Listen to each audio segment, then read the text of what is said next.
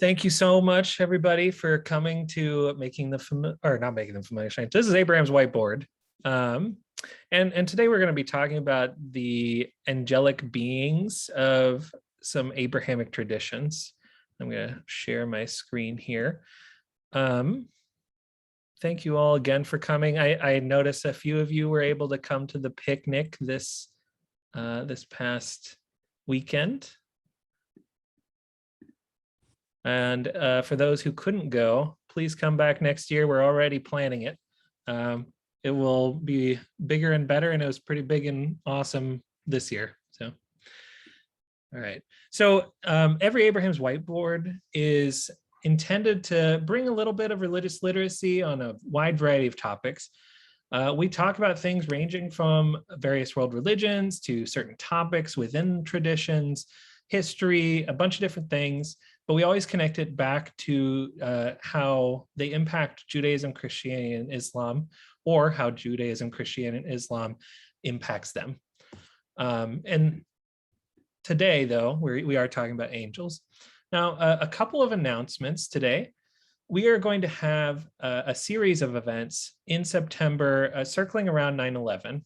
9/11 has a special place in the history of Tri-Faith Initiative, and that will be part of these conversations. But our series includes an event on the 2nd at 12 o'clock with Wendy to have a conversation about that event and the anniversary of that. It's been 20 years.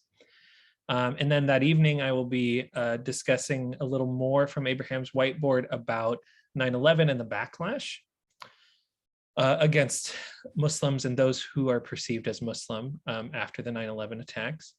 We'll have a bigger event actually on 9/11 itself. And then to cap off the series, we'll have an open conversation about the impact of 9/11 and the media afterward as a community, and everyone is invited to all of these things. All right.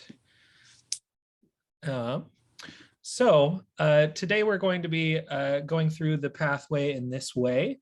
Firstly, I'm going to frame a little bit of the conversation, talking about all the angels in all three Abrahamic traditions in 60 to 90 minutes is not going to happen.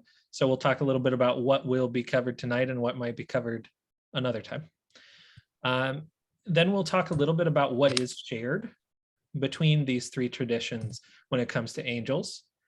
And then we'll go into each tradition individually a little more, starting with Islam and ending with Judaism, due to the particularly important role of angels in Islam. But I want to invite you all into this conversation today. So I am going to ask various questions and ask people to read a little bit today. We're going to be going through some of that. But when you think about angels, what does come to mind? And you are welcome to respond in the chat or verbally.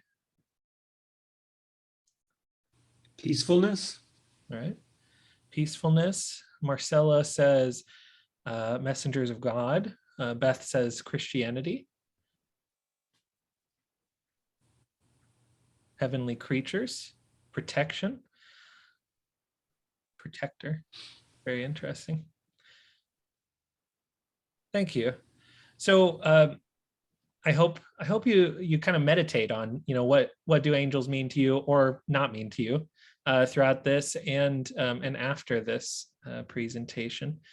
But today we will be talking about angels in different ways. The first note here is that I'm only going to depict angels in the context of Judaism and Christianity. When we get to Muslim texts, I'm not going to represent angels, and that's because I'm doing my best to treat people as they wish to be treated. So for each tradition, everyone needs something different. The structure for each section will be that we'll talk a little bit about some of those named angels, and in particular archangels, and the place of angels, and in particular at the place of them in scripture or prayer. And again, I'm going to be asking people to read throughout, and we'll discuss kind of what that means in the context of what we read together. And then finally, there's kind of a can of worms, if you will, that gets opened up when we talk about angels. In particular, there's devils, there's demons, there's jinn, there starts to become a really big picture of what we could be talking about. And I'm going to try really hard to stay we're just talking about kind of traditional angels tonight. And in a couple of months, we plan to return and talk more about the other figures and beings in these traditions. All right. And I see Beth also talked a little bit about the Kabbalah. We won't be able to talk about that tonight, but that will probably consist of a more central piece in the next iteration, talking about angels.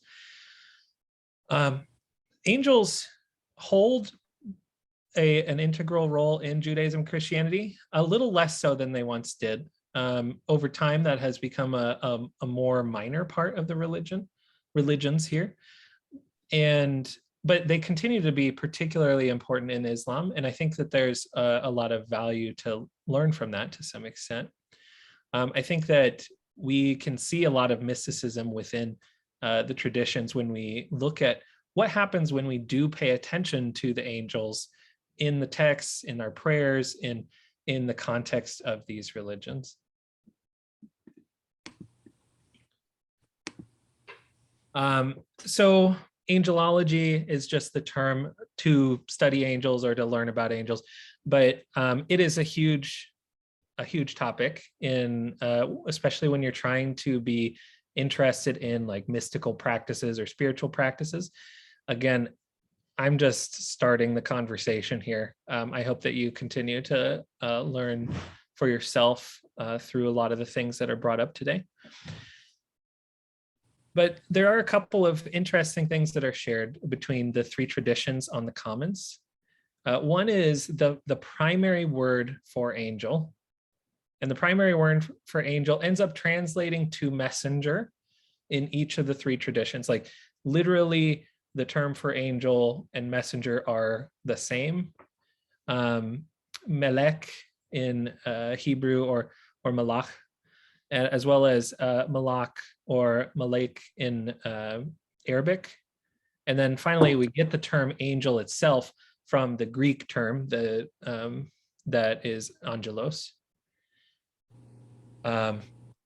You'll also notice that most of the names of these angels that we do talk about today either end with il or el, and that is always in reference to God in some way. We'll talk a little bit about a little more about what that means in a moment here, but el as a suffix to a name is a call on God. So if your name happens to be Michael or Michaela, those are both based off not only a particular angel, but the El is actually a reminder of the relationship to God. And finally, there are three main archangels that actually these three traditions share pretty clearly. And we'll talk about those in the context of each soon. But let's talk about what they mean, and then we'll have a couple more questions for everybody. So firstly, there is Michael, Gabriel, and Raphael. These are the three that tend to be shared between Jews, Christians, and Muslims. Michael and Gabriel are actually clearly named in all three holy scriptures, the Hebrew Bible, the New Testament, and the Quran. And Raphael has become the word for another important angel. But Michael means who is like God in Hebrew. And there's something that comes up whenever we read, actually most religious texts happen to not have very much punctuation, if any punctuation. So there's always a question, is this a question or is this a statement?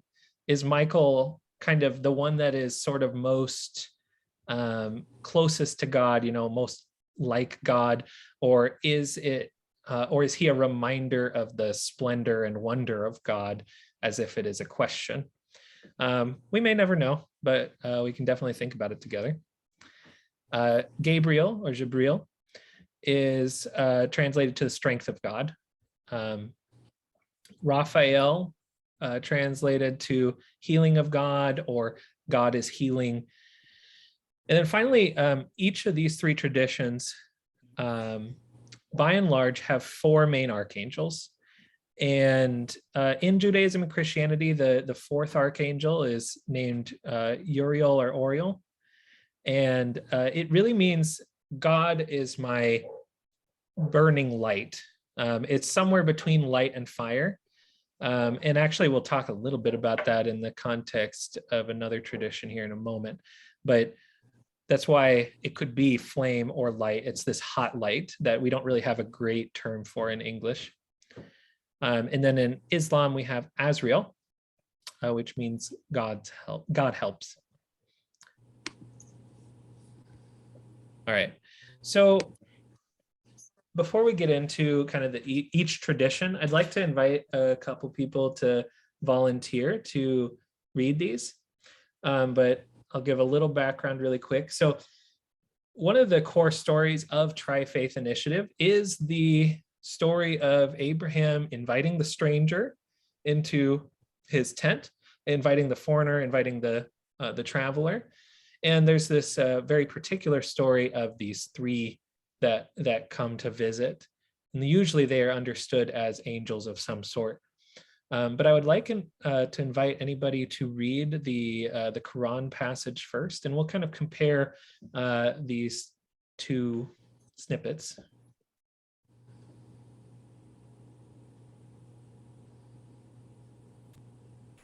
I'll read it. Thank you. It says, to Abraham, our messengers brought good news. They said, peace. He answered, peace. And without delay, he brought in a roasted calf. When he saw that their hands did not reach toward the meal, he found this strange and became afraid of them. But they said, do not be afraid. We have been sent against the people of Lot. That's what happens when you're babysitting puppies. Would anyone like to read the Genesis? I can read it. All right, thank you. The Lord appeared to Abraham as he sat in the entrance of his tent. Looking up, he saw three men standing near him. When he saw them, he ran from the entrance of the tent to greet them. Then he set the meal before them, waiting on them under the tree while they ate. Thank you. Thank you both for reading.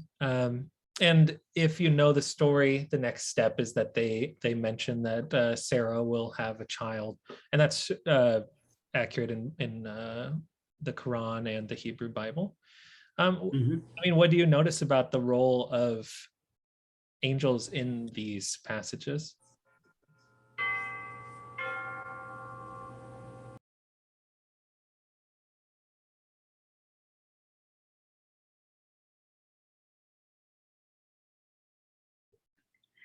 They come with a message, so they're messengers in both cases. Yeah, that's a good point. Hey, Jeremy, also too, in one tradition, they do not eat. And then in the other tradition, they eat. Right. So there's a little contrast there. It is interesting that that it is important enough to note in both traditions too, because then you wouldn't have to tell them whether they ate or not in some ways. But yeah, those are both very valid. A lot of the time, these three are actually interpreted sort of as the manifestation, I suppose, of Michael, Gabriel, and Israfil or Raphael, whichever word you use in your own tradition. But that is an important part of that tri-faith story also, right?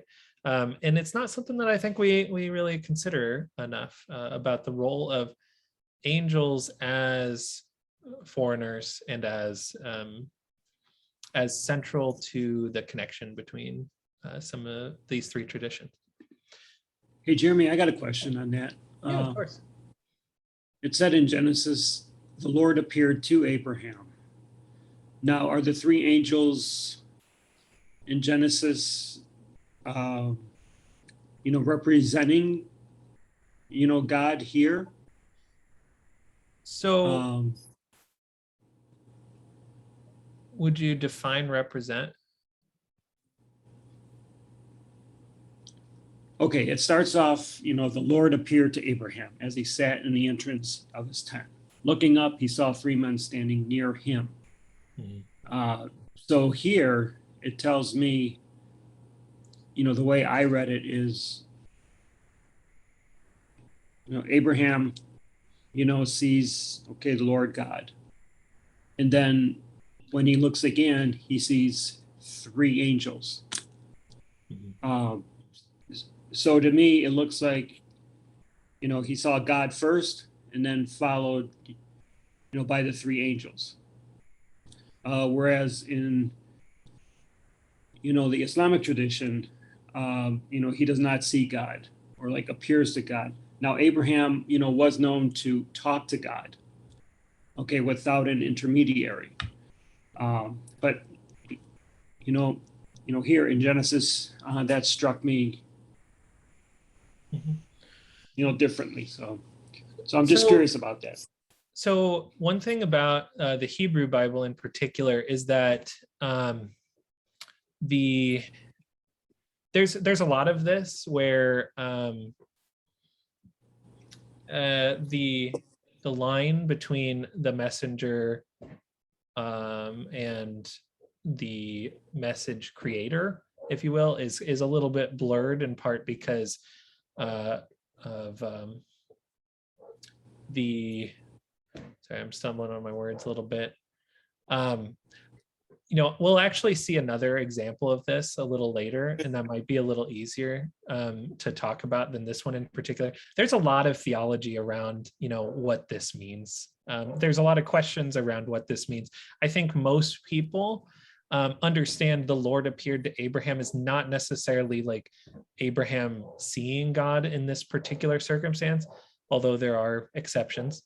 Most of the time, it's sort of like another word for God coming to Abraham, if that makes sense.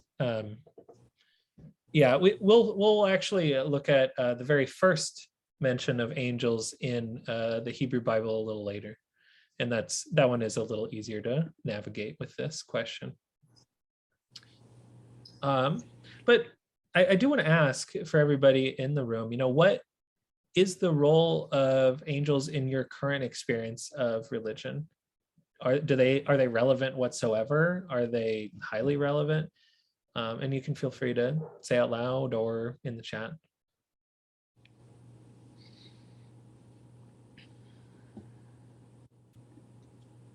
I think for me, I've had two experiences with them through my lifetime, and it gave me more of a sense that I wasn't just some ant down here on the surface of the earth doing my thing, that there was a design, there was a purpose, and for an angel to be dispatched to protect me in some way meant that I was valued above a nothing, if that makes any sense. And that kind of kept me from drifting too far out of faith. Thank you. And Carrie talks about how the angels are very relevant to the Latter-day Saints. Angel stories, yeah. And I personally like to emphasize that regardless of the sort of physical or non-physical or metaphorical value of angels, they still can be deeply valuable to anyone who practices religion.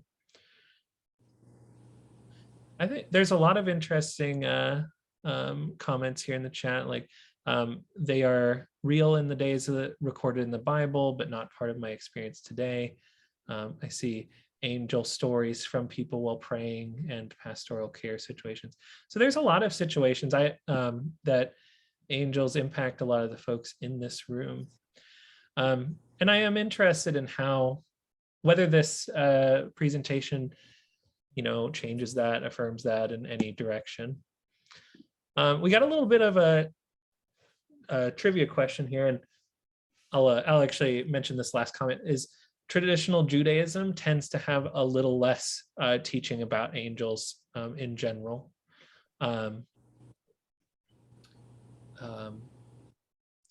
But yeah.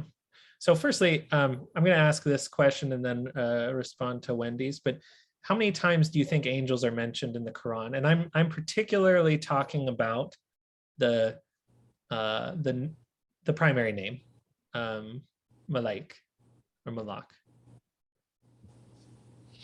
And Wendy, are the angels representing the strangers? Are the strangers representing the angels? I think those are all questions for that thinking about angels allows us to really navigate. I don't know that I have the answer, but I think there's value in kind of pondering what the answer might be. Any guesses on how many times angels are presented? 24. All right. It's probably low or high. Okay, 2,000. All right. Everyone's so close. 7, 40. 3, 10,000. Okay, well, those are all close. The answer is 88 times. And now that is Malak. That Yes. is, Malak.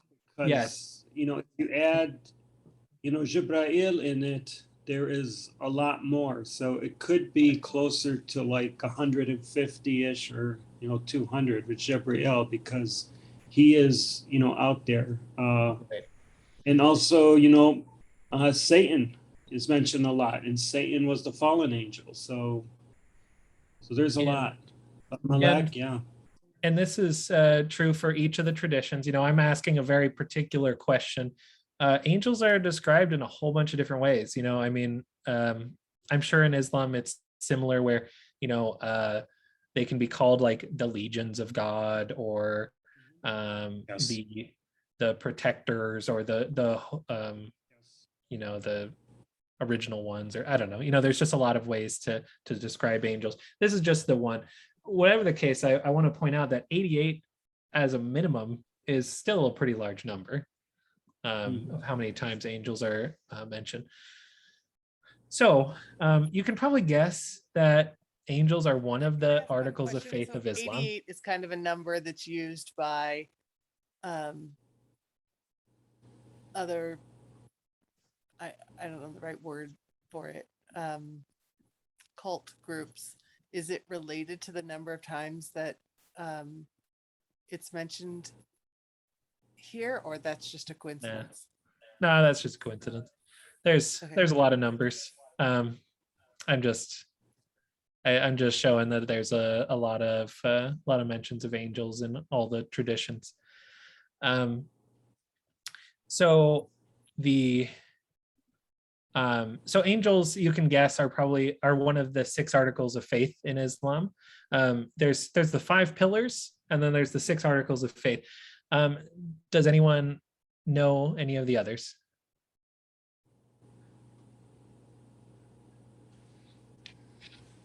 What would you guess?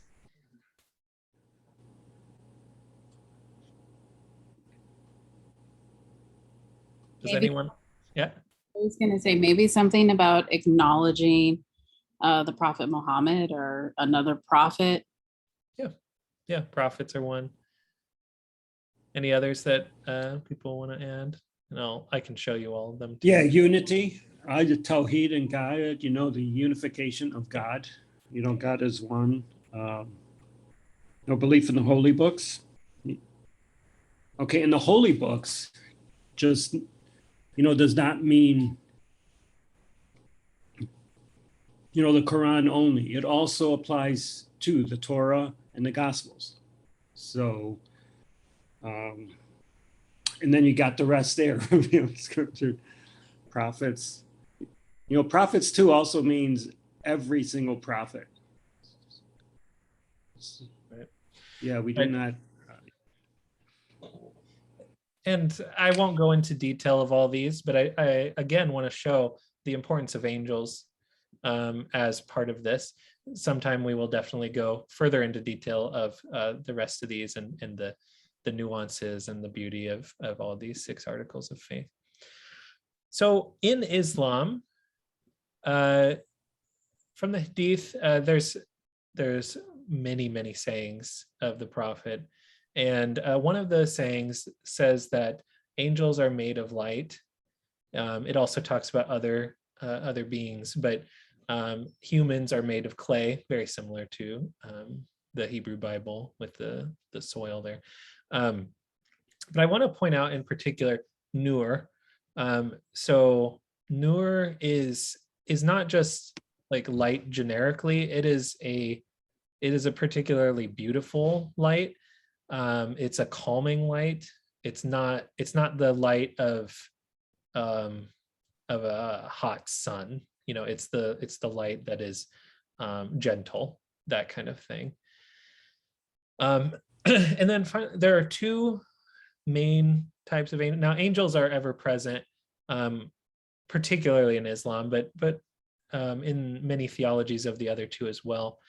And Abdul, feel free to add anything that you would like as well. But the Kiraman Katibin, that is, those are the 2 angels that write down our deeds, and they're kind of thought of as the scribe angels.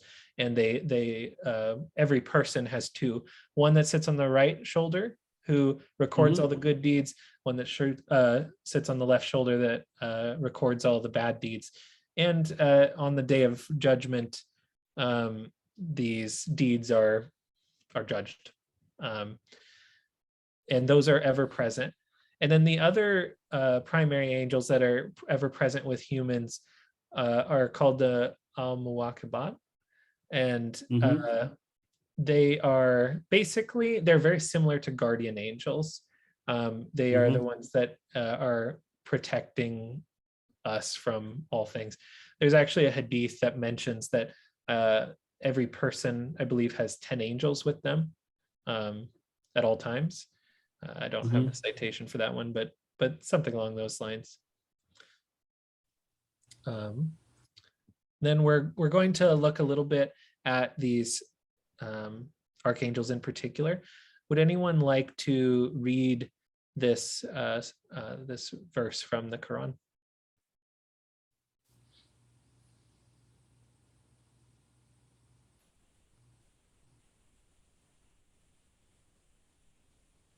I will. Thank you. Jabril, strength of God, prophecy and messages. Surah 297, Quran. Say, whoever is an enemy to Jabril, it is none but he who has brought the Quran down upon your heart, O Muhammad, by permission of Allah, confirming that which was before it as guidance and good tidings for the believers. Thank you. So what do you notice about this passage as it pertains to the role of Jibril?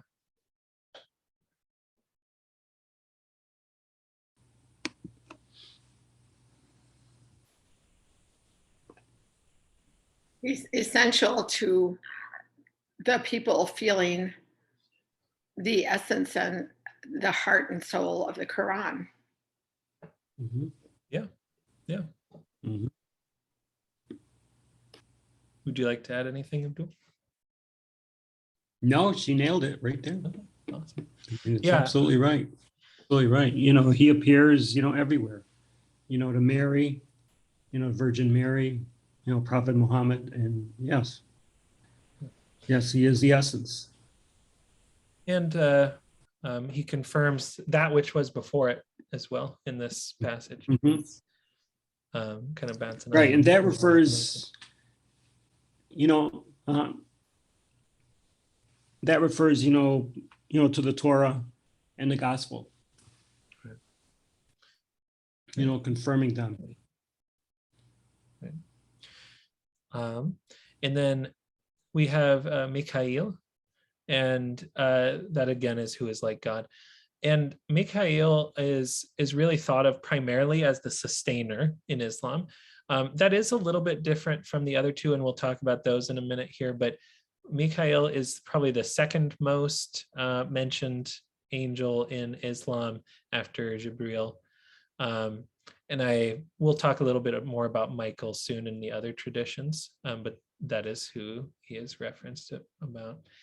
And then there's Asriel, and he is thought of as sort of the musician. And the reason is in part because he is the one who blows the trumpet in the end times. He's the one who tells people this is time by doing a grand call. And because of this, he's also thought of as the angel who calls people to prayer, or calls the angels to prayer in heaven. So, and then finally, the fourth is Asriel, which is thought of as the angel of death, in the sense that he supports the soul moving to where it's destined to be. And I'm not going to go into a lot of detail about that, in part because we have a lot of other things to go through. But there are, Asriel is not actually stated as his name in the Quran, but it is kind of the tradition name. So there's a lot of depth to understanding angels in Islam as well. Now, thinking about angels in prayer, I'd like to ask someone else to read this. This is actually in reference to a prayer that Muhammad would pray.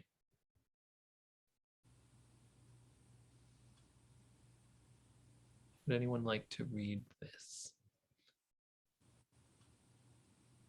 I can do it. Thank you. Welcome. Aisha reported, when the messenger of Allah, peace and blessings be upon him, would stand for prayer at night, he would begin by saying, "O Allah, the Lord of Gabriel, Michael, and Israfil, Yeah. originator of the heavens and earth, knower of the unseen and the seen, you judge between your servants in that over which they differ. Guide me by your will in what they differ over the truth. Verily, you guide whomever you will to the straight path." So we see the mentioning of these three archangels by the prophet, and in a very accepted source. And we also see the role of them as particularly as servants of God. And I want to give an opportunity in each of these to allow anybody who would like to add a little bit about angels in this tradition that I missed. You know, I'm trying to do a broad overview, but I may not have hit something that you find particularly important. So I want to give an opportunity for that. All right, Abdul, you're good. All right. Great job. Thank you. Thank you. I'm glad. Imam All right. Jeremy. That's a nice name to it. Not there yet. You got the beard. You got the beard. Yeah, I'm getting there. No. Oh, man. Okay, so I'm going to ask this for each one, and I would love for people to guess. How many times do you think the term angelos is mentioned? Do you think it's a lot, a little? You know, let's guess here. 150, 100, 70, 40, 27, 66. 66. All right. 177 Ooh. times. And Sorry, Zero just says LOL in the chat. So 177. That's a lot of times, and I think a lot of people who come from a Christian background often guess lower. I mean, most of the guesses in this chat were actually lower than that. Actually, maybe all of them. And that doesn't include the other ways that angels are referenced beyond that term. So again, angels serve an important role throughout the text. I can't go through every story because it would take forever. I mean, it would be reading most of the book or the books. But let's talk again a little bit about some of those core archangels and what their roles are in these traditions. So would anyone like to read this? This is from the birth narrative of Jesus, and very short. I'll do it. All right. Angels in Christianity, Gabriel, strength of God. Luke 130-38. The angel said to her, "Do not be afraid, Mary, for you have found favor with God. And now you will conceive in your womb and bear a son, and you will name him Jesus." So what do you notice about the role of Gabriel? Because earlier in the text it says explicitly that this is Gabriel. But what do you see as the role of Gabriel in this little story? Well, the messenger, proclaiming, Jesus. Mhm. And also, this is almost like, to the letter how it is, reported in the Quran too. Very cool. And I also like to point out, that angels often are, let's see. All right, so a couple of folks in the chat first. So again, delivering a message from God, but also to keep Mary calm. Yeah, so this is something that I actually want to talk a little bit more about in our next iteration, but particularly in the Hebrew Bible and the New Testament, there's a lot of "do not be afraid" as the very introduction of these angels, and we'll talk a little bit more about that another time. But that's a good point. And I like to point out that angels are usually involved in any kind of sort of miraculous conception or sort of the they are highly involved with many of the women of the texts, sometimes through childbearing, sometimes not. Angels are deeply involved with much of the stories about women in the Bible. All right. And also I like you to think a little bit about, what do these things mean if Gabriel is the strength of God, and the way that God demonstrates his strength is through this story. What does it mean if Michael, who is like God, is represented like this? And I'd like to ask someone else to read this passage, or I would be happy to as well, but I'd like to pass it on to others. I I can read. read. Oh, All right. go ahead. Okay. Angels in Christianity. Michael, who is like God. Revelation 12. And war broke out in heaven. Michael and his angels fought against the dragon. The dragon and his angels fought back, but they were defeated, and there was no longer any place for them in heaven. The great dragon was thrown down, that ancient serpent who is called the devil and Satan, and deceiver of the whole world. He was thrown down to the earth, and his angels were thrown down with him. Thank you. That's pretty Right. cool. So this is probably this is the more kind of classic way of Michael being represented, particularly in Judaism and Christianity. And you tell me if it's the same in Islam as well. But Michael as sort of a fighter against evil in sort of at the cosmic level, at the spiritual level. that he is often depicted with a sword, and you can see kind of in the background there's a statue of Michael with a sword, fighting, guarding. Yes, and so a very related prayer. This prayer is actually from Catholicism, but involves the angel, Archangel Michael. And I would like to invite who also volunteered to read the last one. That was me. All right, would you like to read this one? Sure. Thank you. So Michael, who is like God, prayer to Saint Michael the Archangel. Saint Michael the Archangel, defend us in battle. Be our protection against the wickedness and the snares of the devil. May God rebuke him, we humbly pray. And do thou, O Prince of the heavenly host, by the power of God, cast into hell Satan and all the evil spirits who prowl about the world seeking the ruin of souls. Thank you. So, and there's a long history of prayer involving angels, either requesting for help directly from angels or requesting God to send help through angels, throughout all three of these traditions. And then we have Raphael and Uriel. Raphael, again, serves a very similar role as he does in Islam, being sort of a god, or not, sorry, an angel of, my apologies. He is sort of an angel of music. He also is understood to play the trumpet of end times, but he actually is particularly serving in a role of healing.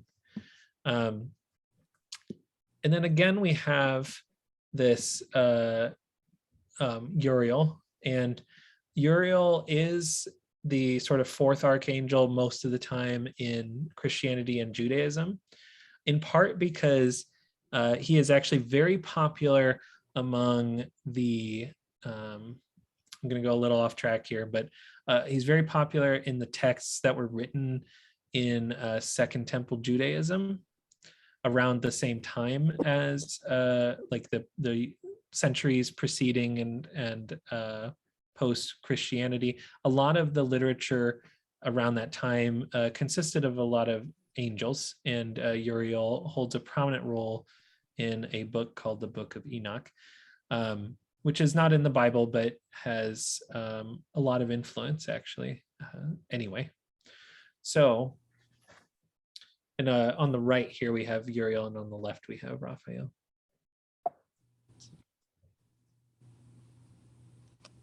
Oh, oops. All right, and I do want to invite anyone, particularly from the Christian traditions, to add anything that I missed. I mean, there are so many stories of angels in all three of these traditions. I won't be able to go through all of them, but you know, are there pieces that you feel need to be understood by people of other traditions? Jeremy, this is Marcia.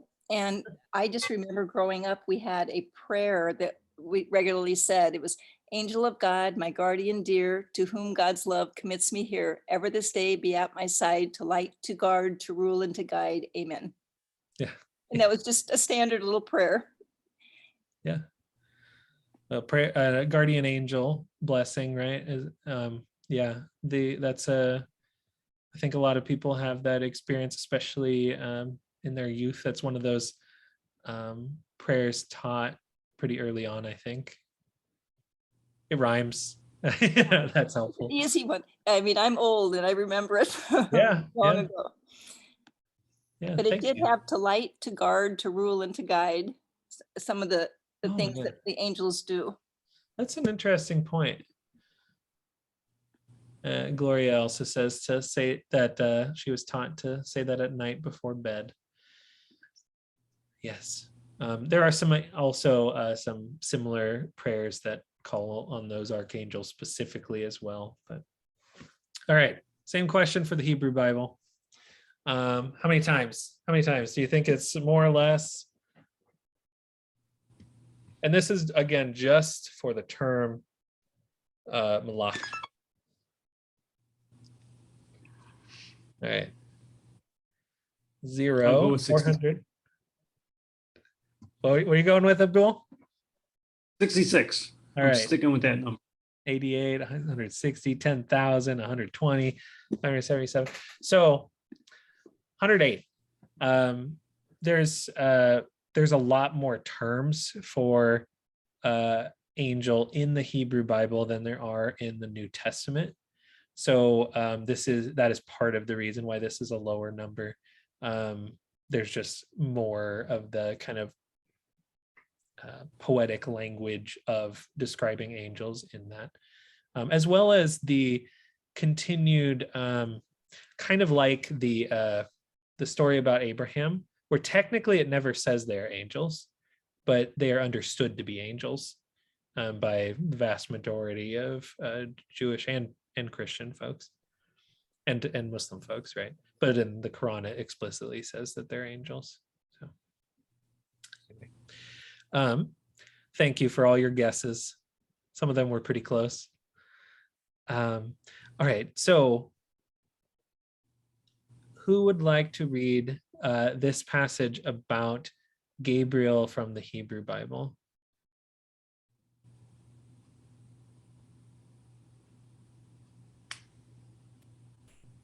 I will. Thank you. Judaism and the Hebrew Bible. Gabriel, strength of God. Daniel 8:15-17. While I, Daniel, sought the meaning of the vision I had seen, one who looked like a man stood before me, and I heard a human voice that cried out, Gabriel, explain the vision to this man. When he came near where I was standing, I fell prostrate in terror. But he said to me, understand, O Son of Man, that the vision refers to the end time. So what are some of the roles you see Gabriel playing in this passage?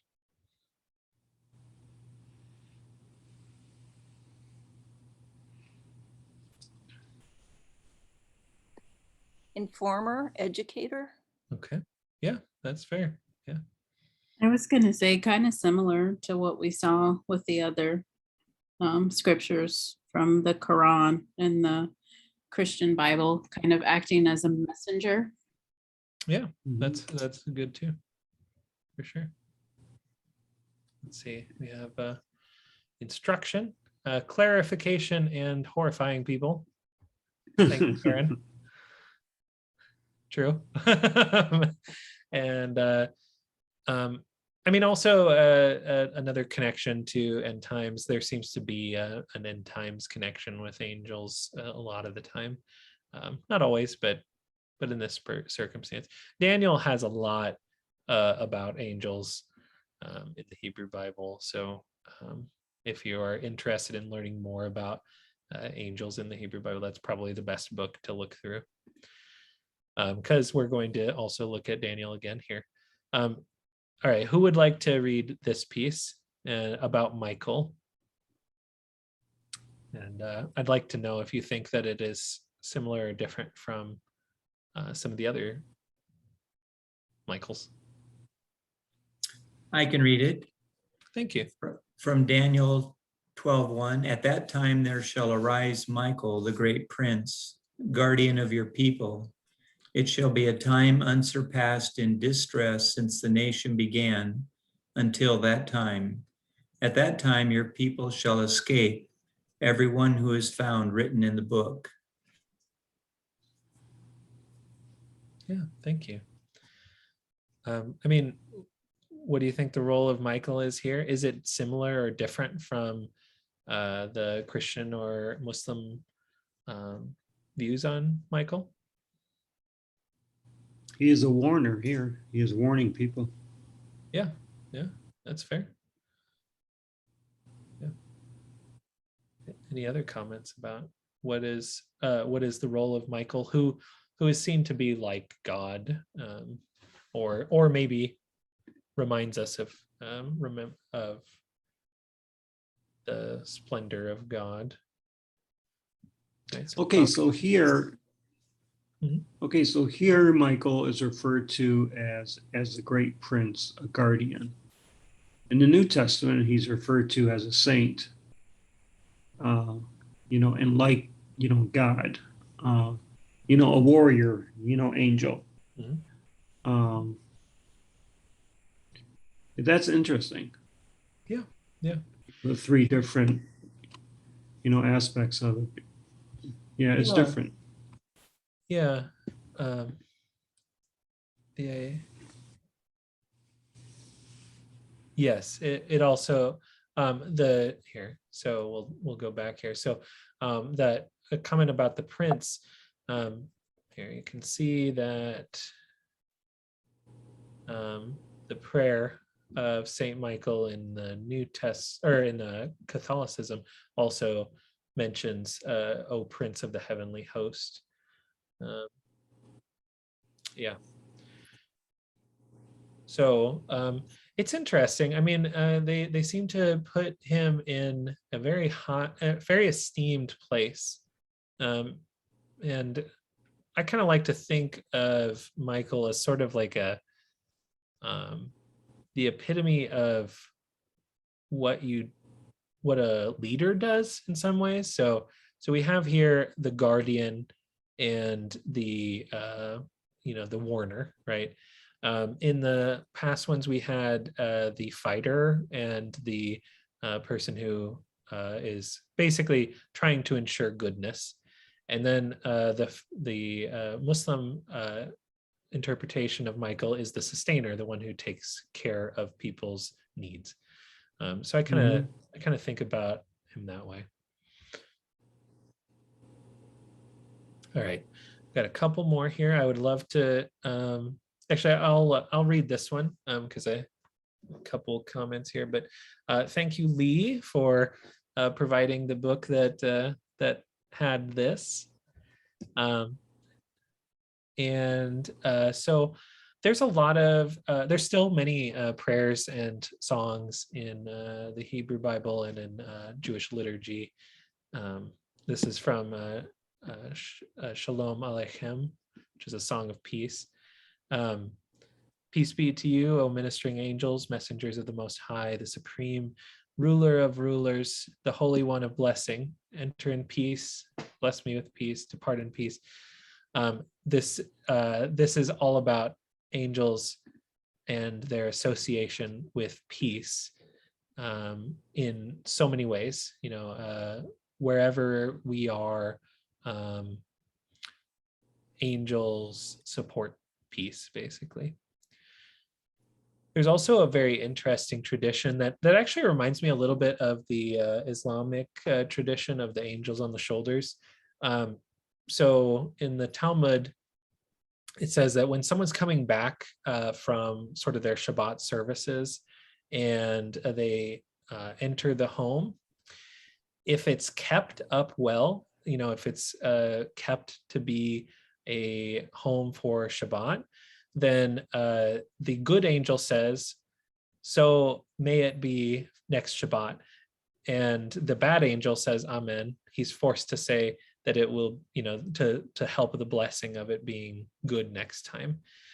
If the house is not kept up on Shabbat, the bad angel says, so may it be next Shabbat. And the good angel is forced to agree with that blessing. So you have, again, sort of that the two angels that are kind of, they're not quite the same, but the two angels sort of on the shoulders that are in charge of different things are there. I don't know if that was easy to follow. That might have been too many words without without it being on the screen, but okay. Let's see here. I've got a couple more here. So would anyone like to read the Psalm 91, 9 through 13? This is a prayer that that involves angels as well. I will. Okay, thank you. You're welcome. Because you have the Lord for your refuge and have made the Most High your stronghold, no evil shall befall you, no affliction shall come near your tent. For he commands his angels with regard to you to guard you wherever you go. With their hands they shall support you, lest you strike your foot against a stone. You can tread upon the asp and the viper, trample the lion and the dragon. So what do you think? What do you think about the role of angels in this passage? They're guardians and protectors. Right. They seem to, I may be teasing a little bit, but they seem to add weight to me because to give you the weight to trample a viper, a lion, and a dragon. But yeah, another deep connection of angels to guarding, and the idea that they are there to support you in any ways and to sort of fight against the bad or the evil.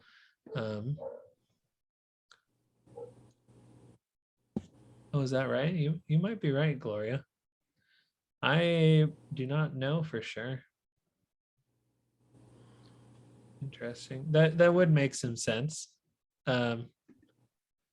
Because, sorry, Gloria mentioned that this is the quote that Satan uses to tempt Jesus in the desert.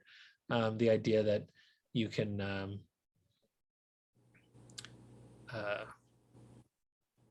basically that you can have all the power in the world, kind of thing.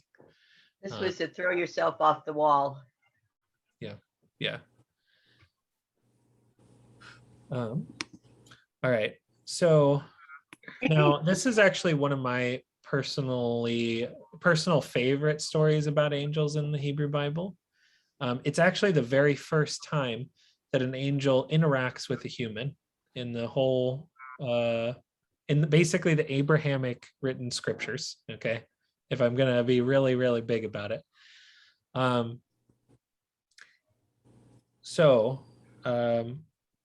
Who would like to read this? It's the very first time that angels speak to humans. I'll do it. Genesis 16:7-13. The Lord's angel found her by a spring in the wilderness, and he asked, Hagar, maid of Sarai, where have you come from and where are you going? She answered, I am running away from my mistress, Sarai. But the Lord's angel told her, go back to your mistress and submit to her authority.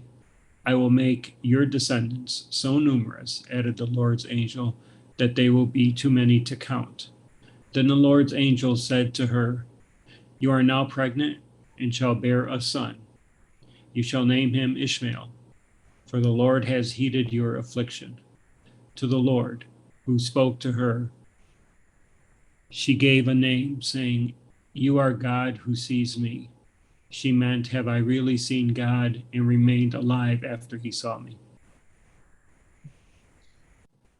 So there's a lot of depth to this, and I encourage you to look through this with a fine-tooth comb if it's part of your tradition or not.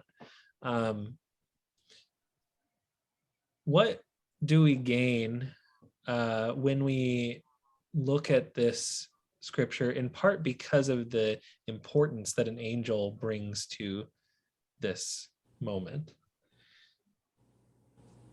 What do you think is so important about this story that an angel, this is the very first time an angel speaks to a human? It's very important that Hagar is such a character in this story that we're all hearing that she's blessed by the Lord's angel, and that she's going to be, and this is the announcement of her child to come, so she is definitely seen by God, and she's remained alive after he saw her, and she is one of the blessed ones. me see here. The covenant made, Carrie mentions that the covenant made with God and Abraham is relevant to so many traditions today, and this is a particularly unifying passage, although it's not exactly shared, but I think that there's a lot of beauty that this brings. I think I know I feel anyway that we overlook Hagar's role in the story here, and something about reminding ourselves to pay attention to the angels in the text lets us look at this again. I'm going to bring up a few things that we don't need to go deeply into, but Hagar is in the context of this story, she's a servant, right? And she's the first person that an angel talks to. She's a woman. She's also implied to be an Egyptian woman, I believe, or I think that's right. There's and clearly one question that the angel asks of her is, where have you come from and where are you going? And all she says is where she is really going. I'm running away.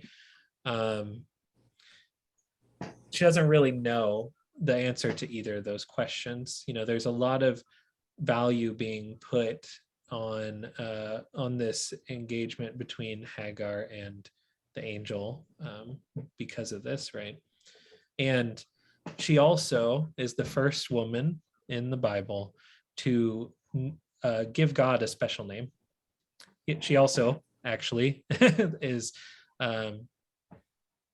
the first, I believe that she is the first person to be told to name their child a special name as well. I could be wrong on that. Anyway, Ishmael special,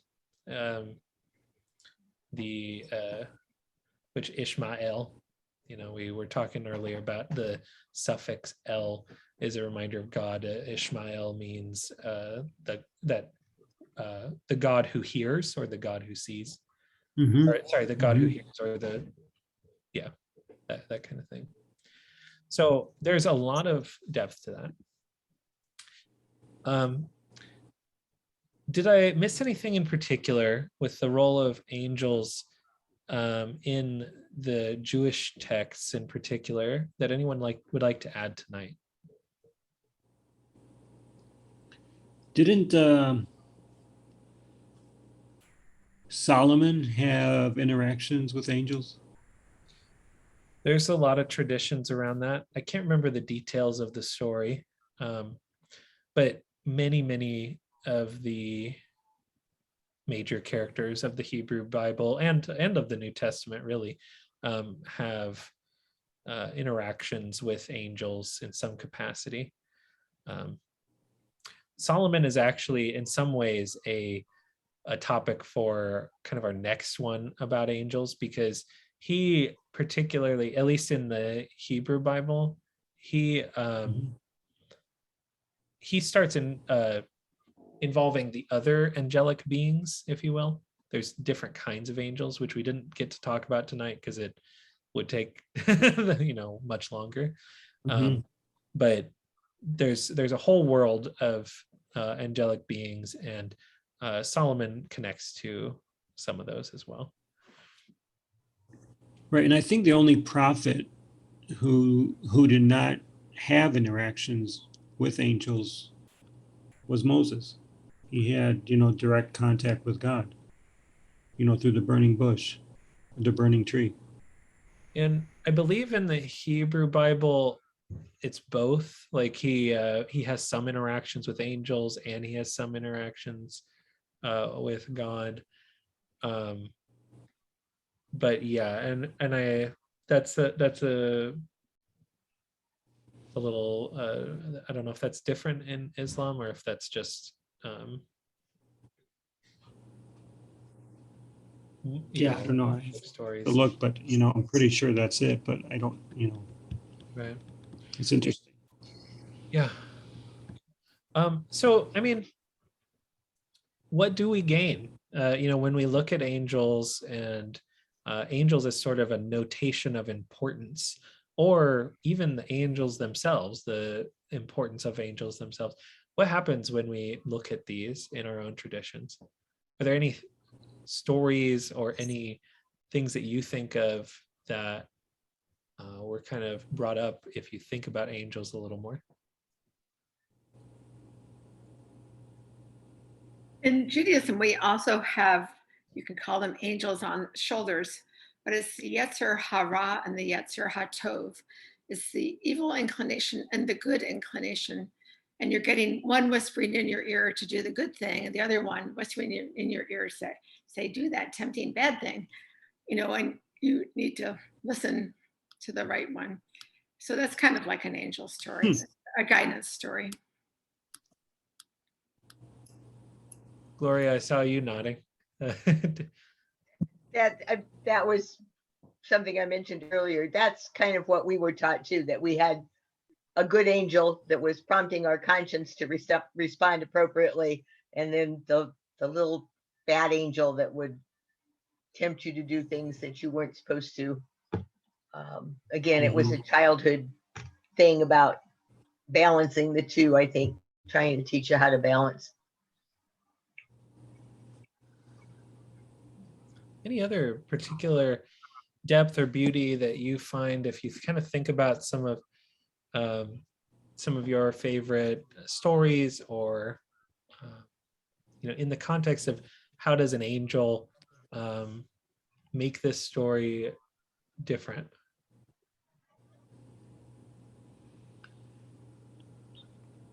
Growing up, I used to hear, from my aunts and, mom and stuff. It's like, always treat, people, good, because God can, put an angel, okay, as a person. Wendy had, mentioned, early, our, angels, strangers, or strangers, are,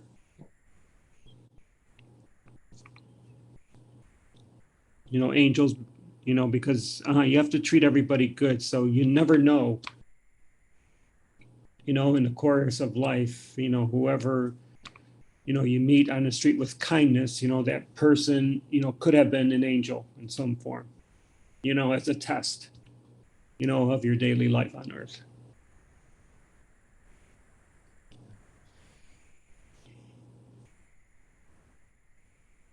Right. Yeah, and I think that's something that's taught in all three. I mean, that's kind of what I thought maybe Wendy was talking about earlier with Abraham, right? That the Abraham story, we can be reminded that they looked like strangers to Abraham, and Abraham did what he could to serve them, to welcome them, to invite them in, to feed them whatever they needed. And we can firstly obviously think of them as potential to be angels, but also that there's value in serving strangers regardless. Yeah, Wendy. The conversation you asked, why is it important for us in the tri-faith context to talk about angels? And so I think yes, for me, the angel story and the Abraham tent piece is something I hold close. So I wonder about that often when we talk about tri-faith, and how big is the tent, and who are we welcoming and who are we excluding, and what does our circle look like of influence, and where are there opportunities to be, kind of having the metaphorical angel, that voice that Lee was alluding to, whisper what messages in our ear. When should we be listening for that? I didn't really ask a question. I'm just kind of spewed a whole bunch of stuff that I think about related to this topic. I'm And- curious if other people think about it. There's stories also that, angels are messengers, that you might meet a stranger somewhere out there. Strangers are also messengers in the Bible many times. You might meet a stranger out there who is a messenger to you for something. You have no connection other than the one moment, but the stranger has told you something really important for your life. And then you come together and then you're apart. And that can be an experience with an angel in Judaism. Yeah, I think there's a lot of traditions in all Those three. I kinds mean, of experiences to be my most profound religious experiences and when I feel closest to God. Yes. Amen. Amen.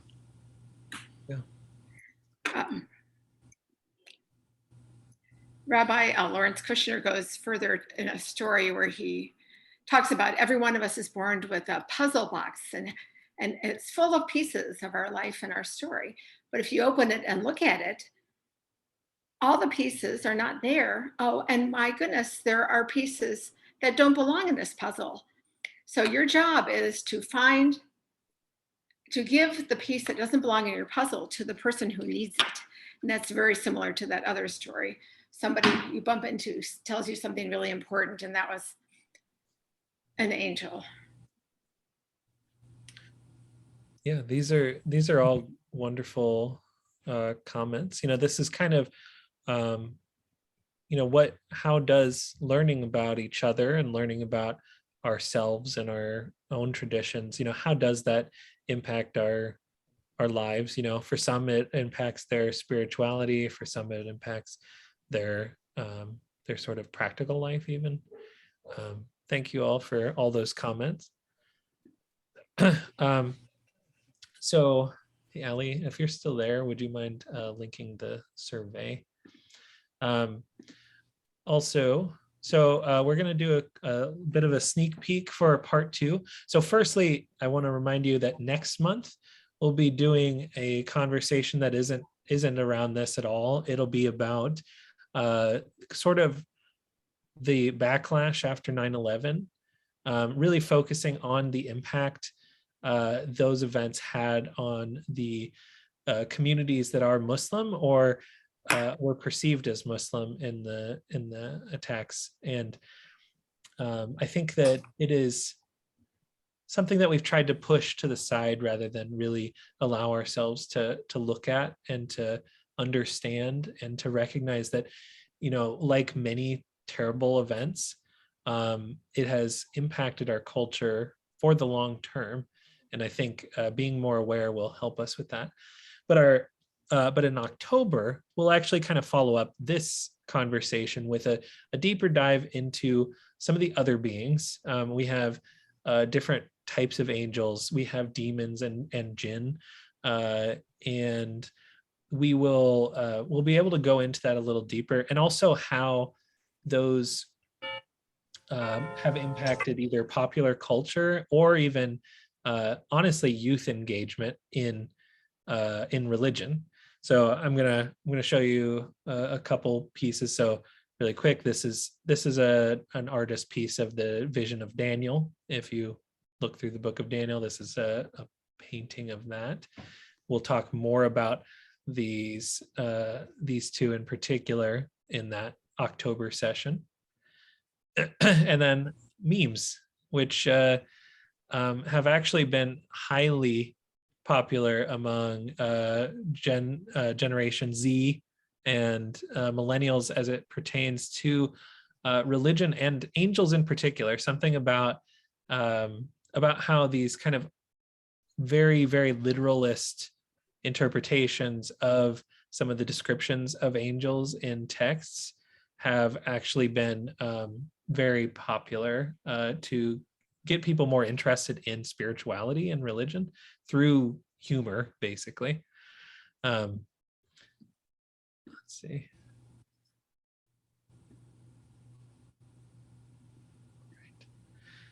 So I want to remind you all, please take our survey, which is in the chat. Ali posted that.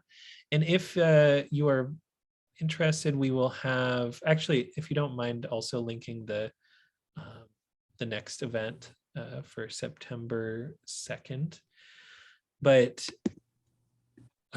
if anyone has any questions or comments beyond what we've gone through, I would be happy to stick around as well. I hope you all come for our next Abraham's Whiteboard and all the ones that we have in the future. I'll send a reminder to everybody as well. So This was great, Jeremy. Thank you.